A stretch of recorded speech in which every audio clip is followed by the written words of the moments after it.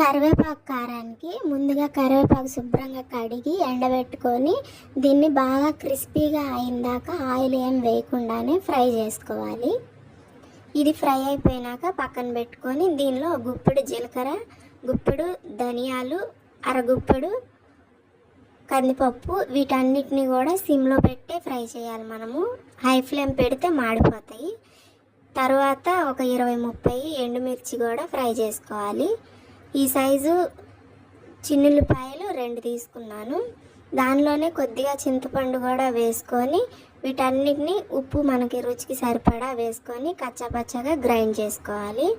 Grind అయిన దాంట్లో 2-3 table spoons oil వేసుకోవాలి. ఏ ఆయిల్ అయినా పర్లేదు, పల్లి ఆయిల్ అయినా సన్ఫ్లవర్ ఆయిల్ అయినా. వీటిని కూడా కొద్దిగా బరగ్గా గ్రైండ్ చేసి ఇలా డబ్బాకి పెట్టుకుంటే ఎన్ని రోజులైనా మనకి పాడవకుండా ఫ్రెష్గానే